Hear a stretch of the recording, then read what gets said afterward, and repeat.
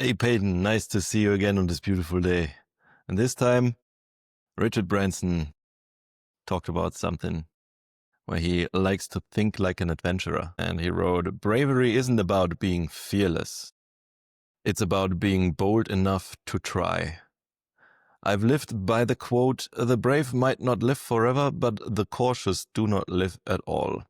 Approach leadership with an explorer's mindset. So Peyton, what is your approach to leadership, and how can we bring the explorer's mindset into this effort? Great quote, great mindset. And I think Richard Branson is almost a caricature of the brave or adventurous leader entrepreneur. This guy really spread his wings literally far and wide. And he has a cool, limitless pattern to him. He doesn't accept these external limitations about what can and cannot be done, what can and cannot be accomplished. And importantly, he also is an example of taking shots and shooters shoot, and sometimes you win, sometimes you lose. I forget all of the details of what succeeded and failed that he's done, but he's had his string of failures. He's had his some things work over here really well, some things don't work, and he's a good example of how asymmetric bets often work in entrepreneurship, in the sense that you can still, as Scott Adams says, you can fail at almost everything and still win big, or you can fail a lot and still have a very successful path. And his mindset toward bravery or toward adventure in his leadership and his entrepreneurship and his creation is inspiring, because he's tried way more broad, big things than I've ever tried. And it's an example that, like, yeah, you can take it. We're humans. We have the capacity for this novelty, for this openness, for this insecurity of trying new things, trying bold things, trying big things, failing at some things, succeeding at some things. And his mindset is helpful for us to be told by somebody like him who's tried so many things that even he does feel fear, even he does feel insecurity, uncertainty, etc. He's in a new space. He doesn't have it all under control by any means, doesn't have it all figured out by any means, and he's not pretending that he does. The bravery or courage is totally not the same thing as having no fears. It's not the same thing as nothing feeling intimidating to us. It's not the same thing as having no uptightness or anxiety or concern or feeling insecure in the movements of the world. It's about recognizing those things and increasing our capacity for those things, increasing our capacity to feel fear, uncertainty, and lean in anyway, to open ourselves to failure or public failure or looking dumb or feeling dumb or certain things that we'll regret, or open ourselves to going hard, putting ourselves in a challenging situation, struggling, suffering, doing our very best, and still coming up short. These are all aspects or elements of the path of somebody who lives and leads like a true adventurer. Adventurers don't go on an interstate where it's flat and straight and there's no obstructions. Adventurers go out into uncharted territory and do things that expose themselves to the unguaranteedness, the novelty, the risks, the things that come at you out of nowhere that you're not even expecting, the unknown unknowns that present hazards that we have no way to prepare for because of their multiplicity and unpredictability in our paths. And the adventurers, the brave ones, do it anyways. They recognize there's this fog of unknown right in front of me. I don't know what I don't know. Things are going to come at me. I'm going to experience pain and risks, and I might succeed and I might not, but I'm going to have the courage to open myself to the capacity to feel all those things and to go forward anyway, to expose myself in the arena. This is the philosophy of the great entrepreneurs. And importantly, it's not about this perfect, impenetrable, hard as steel brain where we feel no fear. It's about opening ourselves to the full range of emotion experience and recognizing that we have the anti-fragility to expose ourselves to it and to grow from the hard things that we expose ourselves to by taking risks. How do Mhm. you think about this feeling of bravery, courage? What are the sensations that he's pointing to? And how can we be more attuned to responding in a useful way when we feel these things that intimidate us? So bravery and courage means feeling the fear and acting anyways. Yes. Like acting despite of the fear, through the fear, so that the fear will dissolve and you act on the thing that you feared previously. But the beauty of it is that you gain a totally different reference. Your experience changes because of you being courageous, and therefore you grow. And the same applies to the feelings in when you're in a leadership situation.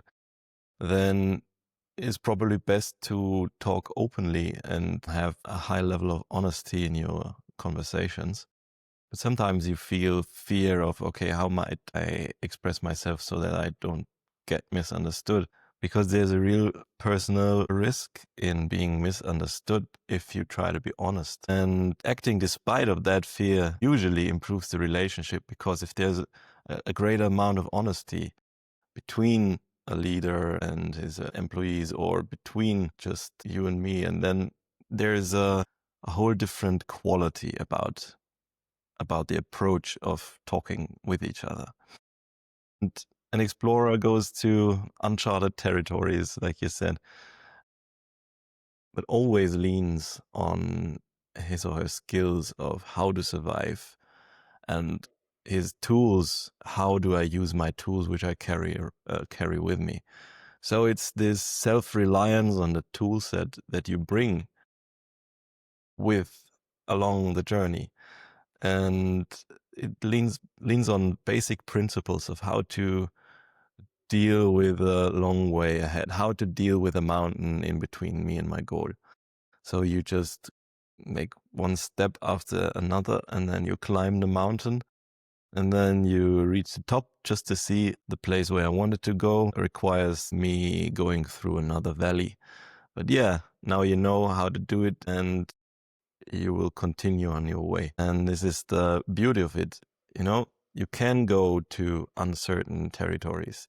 You don't need to know what is behind this conversation, what is behind this action. But you can know that whatever comes at you, if it's not too harsh of a challenge, I will be able to deal with it, and I will be able to make something good out of it, because I know how to build a tent. I know how to make fire. I know how to cook my food. And with that, an example of Richard Branson, I guess he did like a hot air balloon tour around the world, isn't it? So he knew, if I want to stay up, I need to put in some gas and some hot air in the balloon. So these simple principles helped him, even though he didn't know any of the territory he was going through from experience. So lean back on your self-reliance, on the things you know how to do, on the basic principles you know how to use as tools, even in uncertain territory. And how do you think about this bravery? Well, first of all, I'm trying to figure out how a hot air balloon can actually go all the way around the world rather than just like floating in one place. But besides my getting caught up in the dynamics of hot air balloon travel, I'm thinking about the different mindsets that we have toward our experience. I'm thinking about the big picture mindsets that we have. I would suggest, alternate ways of being in our life toward the uncertainty of possibility. One way is the way of, in broad strokes, control and self-preservation. One way is the way of faith and trust in the spontaneous unfolding reality. And this is, I think, the core of where this difference is. I know what it's like to experience both of these ways of being. And the control way of being is this mindset that I need reality to be a certain way. I'm attached to certain things being a certain way. I'm attached to feeling this way. I'm attached to not feeling this way. There's certain things that I just cannot accept if they happen, whether it's I cannot. For example, in my own life, there was a long period of time where I was genuinely incredibly attached to my business succeeding and not failing. And I went through a period of years of really challenging business circumstances where the business was kind of on the brink, or at least in a very precarious situation where there was real risk that the business would not succeed. And this mindset I had toward it was, sure, I'll surrender in my life toward many things. I'm willing to fail many ways, but this business cannot fail. I am not okay with this business not succeeding. And I was attached to that outcome not happening, of the business at some point running out of money and having to close down or this and that. I felt this, I'm not willing for this thing to happen in my life. And because of that, I made myself very rigid. I felt like I had to figure everything out. I felt like I had to control the future. I felt like I had to even control various quote unquote important conversations that I needed to have with people. I felt like I needed people to respond a certain way to my leadership. I felt like I needed my ideas to be right, and for me to be right, and for me to understand what's going on, for things to work out. And this way of being, of control, puts us in this mode of being sort of the world, or these events or whatever we need becomes our master. And we are a slave to these things that we are attached to. And we are not ultimately free if that's the case. Eventually, after so long of just clinging on, white knuckling, grasping, clinging, fighting, struggling, and suffering immensely, and actually not doing what I was doing in an energy efficient way because I was so tense. I was so struggling against reality. I was so resistant, and my energy and attention was sapped by trying to figure everything out. Eventually, after a long time, way after I should have woken up to this, eventually I had this spiritual experience where I truly, fully surrendered in my heart. And I fully said, whatever happens can happen. Whatever happens, I accept. Whatever happens, I trust. Whatever happens, no matter what, even this one thing that I've been holding on to for so long, even this, I fully surrender. And I fully have faith that whatever happens will be fine, that I will be fine, that I will have the capacity to experience whatever I need to experience. And I fully give it all up. I'm still going to put all my energy in. I'm still going to flow. I'm still going to go all out. I'm still going to give my best life force into whatever is in me. But it was a shift of my inner stance toward this. That was it. I was still even going and doing many of the same things the next day after I had this final, almost like I broke. And this breaking that I experienced, the breaking of my mentality of needing to control, my mentality of struggling, my mentality of non-surrender and attachment to this one thing, once that finally broke, I was still in just as hard of a situation at the time. At the time, I was in this sort of nightmare shitstorm of business and personal challenges that were simultaneous. When I broke, finally, I was able to re-merge with the flow. I was able to allow the life force and the energy of the creative source to flow through me again. And then in my conversations, I wasn't attached to somebody responding a certain way. I just allowed myself to move and respond and flow spontaneously, and things went way smoother. And I also was able to address a lot of the most difficult problems because I wasn't so caught up in needing to control the outcome that I was getting in my own way and preventing myself from acting with full flow, force, and faith. And my conversations went better. My decisions were wiser. My outputs and creativity was far greater because I was no longer in this mode that cut myself off from the source that I needed the most because I was too grip and contracted. And being broken and allowing things to flow and having the faith to trust in the universe's unfolding to do whatever it does, even if it does that one thing that I really have been spending a lot of time wanting to not happen, trusting even in that, surrendering even to that. This was what enabled me to come back to a way of being that was maximally effective and creative in what I was doing, able to take the right risks and able to open myself to whatever was actually here in front of me right now. And in that connection, in that presence, I was able to respond in ways that I wasn't capable of doing, just leaning on my own strength, trying to figure it all out. And I think this is something that these two ways of being are upstream. the ways of being of faith versus control, these are upstream of our capacities to feel failure. Our capacity for courage and bravery is absolutely tied to, do I feel like I have to control what I'm dictating to the universe, what cannot happen? Or am I saying that I trust the universe to do exactly what's meant to do, even if I don't understand what's supposed to happen? Even if something looks like it's bad, do I trust that there's one big gestalt and that what looks like bad is probably going to lead to something that looks like, or that feels like, even more good? And this mindset, I believe, is the key that's upstream to our ability to take risks, to feel courage, to have this fear come in, and to allow this fear to be here, and to open ourselves and move forward anyways. How do you think about these ways of being, or what is, in other ways of looking at it, perhaps, what is upstream of our capacity for bravery, for courage? If we want bravery, but we don't feel like we yet have it, what can empower that or unlock that in us? Well, I think you got a good framework for thinking about that with the faith in and the trust and the need for control. The more you want something, the more you attach yourself to a single kind of outcome, the more possibilities for you there are to fail, because it's like a probabilistic nature of the universe. Many things can happen and many things will happen in all the possible worlds. And if you only attach to one thing, then probably you put yourself in a spot which is unfavorable for chance. But if you trust that even if that thing happens which you are not in favor of, but if you trust that you can deal with it, that you can really deal with the challenge and whatever the world gives you, then it's a procedural measure that you take and you have the control over the process. So in that regard, it is the stiffness versus the ability to adapt and to wiggle around even if the winds are hard. Not too much, but not too little. Find the sweet spot. So in that regard, the trusting that you can deal with it is the more controlled way to approach a situation over the long run, as you consider the time which passes as well. Yeah, like Richard Branson says, it's about being bold enough to even try.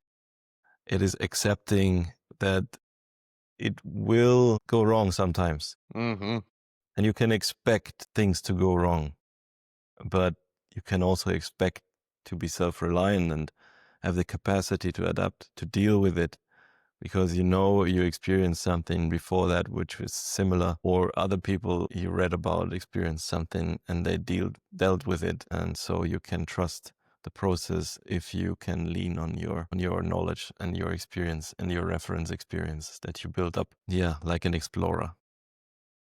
An explorer like in, for example, Roald Amundsen and kinds of his crew and him explored the South Pole and many, many other things. But if you take a look at how they did it, they knew a little bit about it. They had conjectures about how the territory would be, because Ernest Shackleton, a British guy 2 years before that, was there and said, okay, there are mountains there and there are glaciers and it goes up and so on. So they knew which kind of environment would present them to themselves. And so they approached the situation in like this agile manner. They went hard like people who prepare for a marathon. They prepared really well.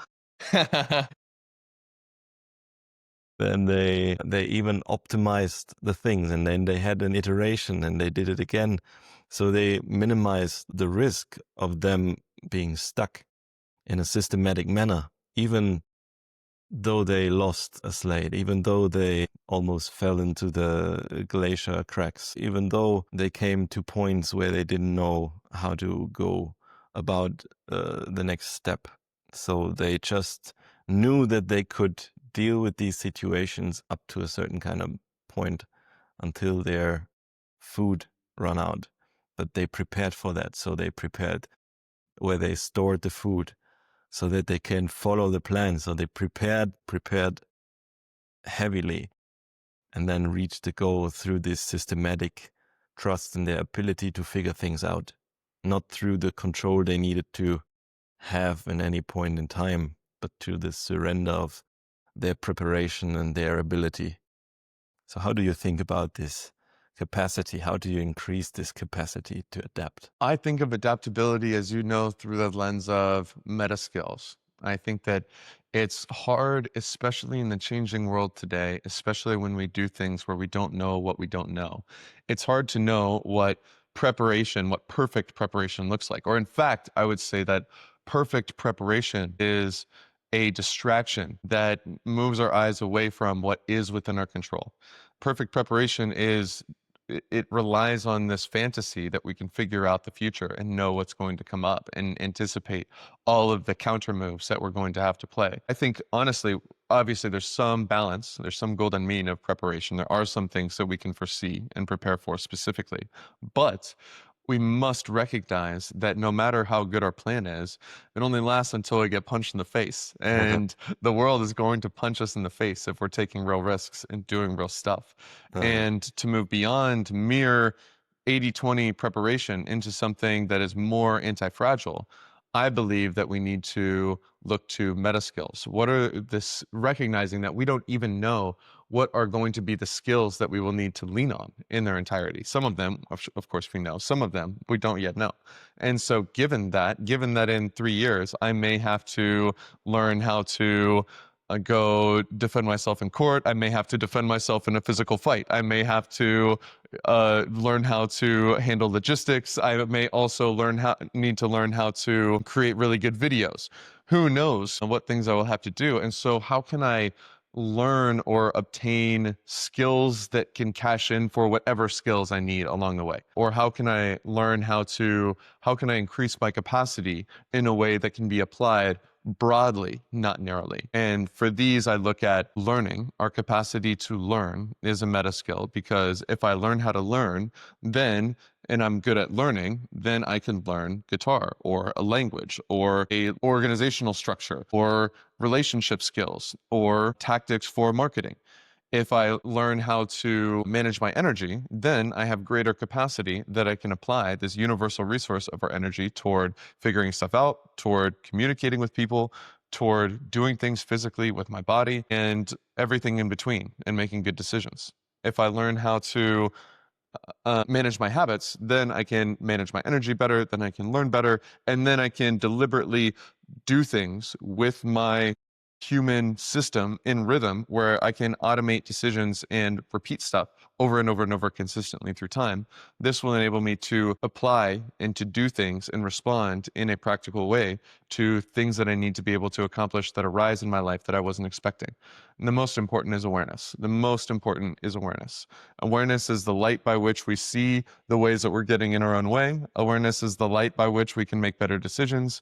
Awareness is the creative source that can enable us to come up with solutions that weren't there or weren't given to us from any source except the source. And this is by far the most important. This shows us, even on the other three meta skills, where we are succeeding or where we are coming up short and need to strengthen. And this is the root of adaptability, is actually first being able to see and recognize what is in front of us, then the ability to respond with the right amount, with the right balance to wherever we are at right now. And awareness is the thing that can enable us to have this sense of faith and of trust in the unfolding. Awareness already is confident. Awareness already is creative. Awareness already is clear.